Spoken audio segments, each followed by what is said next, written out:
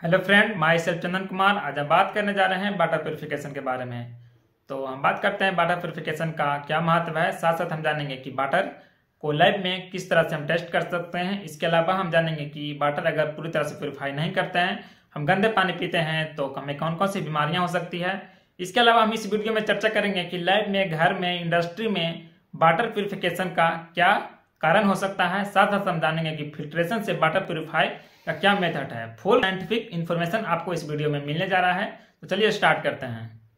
जब हम बात करते हैं वाटर के बारे में, तो सबसे पहले इसकी हम डिफिनेशन के बारे में जानेंगे। वाटर एक कलरलेस, ऑर्डरलेस, टेस्टलेस एक कंपाउंड है। इसके अलावा हम बात करते हैं इसकी केमिकल कंपाउंड के बारे में। तो इसका 2 मॉलिक्यूल्स होते हैं और वाटर का फॉर्मूला हो जाता है H2O। साथ साथ हम चर्चा करते हैं हम the difference state of water के बारे में।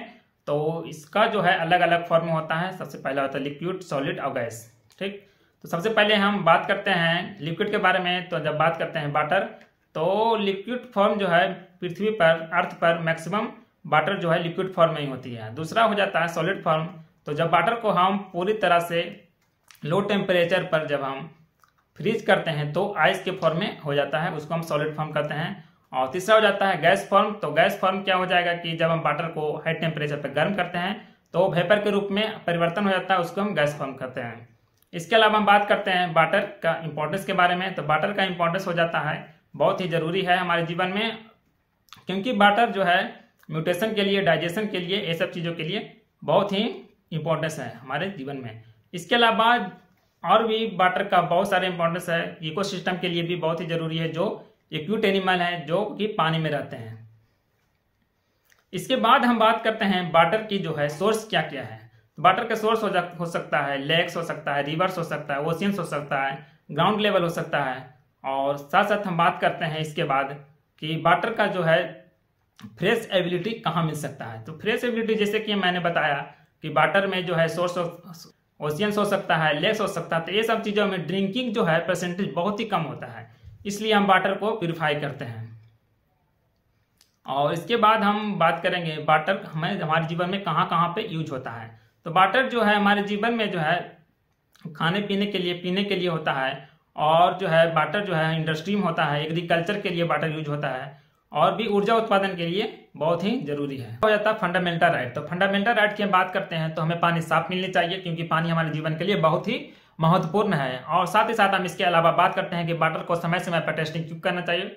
सबसे पहले हो जाता है हेल्दी एंड सेफ्टी के लिए। तो हेल्दी एंड सेफ्टी के लिए हमें वाटर को टेस्ट इसलिए करते हैं कि माइक्रो ऑर्गेनिज्म जो है, हैवी मेटल से होने वाली बीमारियां जो है उससे हम बच सकते हैं। दूसरा हो जाता है लेजिस्लेटिव कंप्लेंस। लेजिस्लेटिव कंप्लेंस में क्या होना चाहिए कि वाटर को समय समय पर टेस्ट करना चाहिए।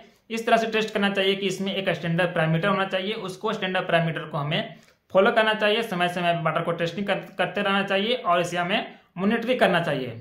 और इसके अलावा हम बात करते हैं तीसरा नंबर पे early detection contaminate. Early detection contaminants की जब हम बात करते हैं तो इसमें समय समय पर वाटर को टेस्टिंग करना चाहिए। इसमें जो इम्प्योरिटीज है, कंटामिनेट्स है, उसकी हमें आइडेंटिफाई करते रहना चाहिए। इससे क्या हुआ कि हम हेल्दी रह पाएंगे। और तीसरा हो जाता है public trust, public confidence. Public confidence क्या है कि जो भी हमारे घर में पानी आती है, जो भी म्यूनसिपालिटी से हमारे घर में पानी आती है, उसको साफ होना चाहिए। इससे क्या होता है, पब्लिक में ट्रस्ट होता है और पब्लिक में कॉन्फिडेंस बढ़ता है, जिससे जो है मनुष्य स्वस्थ रह पाता है। बात करते हैं वाटर प्यूरिफिकेशन के मेथड के बारे में। तो सबसे पहले हो जाता है फिल्ट्रेशन। इसमें मैकेनिकल फिल्ट्रेशन हो सकता है, केमिकल फिल्ट्रेशन हो सकता है और रिवर्स ओशन फिल्ट्रेशन हो सकता है। और दूसरा हो जाता है केमिकल प्यूरिफिकेशन। केमिकल प्यूरिफिकेशन में क्या होता है कि क्लोरोनाइजेशन हो सकता है, ओजोनाइजेशन होता है और यूवी रे होता है। तीसरा होता है बॉइलिंग। बॉइलिंग ये जो है बहुत ही पुराना ट्रेडिशनल प्रोसेस है, जो कि वाटर को हम गर्म करके वाटर को प्यूरिफाई करते हैं। चौथा हो जाता है डिस्टिलेशन। इसमें क्या होता है, वाटर को हम गर्म करते हैं और स्टीम फॉर्म में आ जाता है। उसके बाद कंडीशनल हो जाता है और उसमें कंडीशनल हो जाता है और वो लिक्विड स्टेट में आ जाता है। लिक्विड स्टेट में आने के बाद उसमें जो इम्प्योरिटीज होती है वह समाप्त हो जाती है। उसके बाद हो जाता है आयन एक्सचेंज और उसके बाद होता है electrodialysis.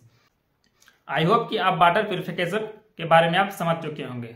Thank you so much.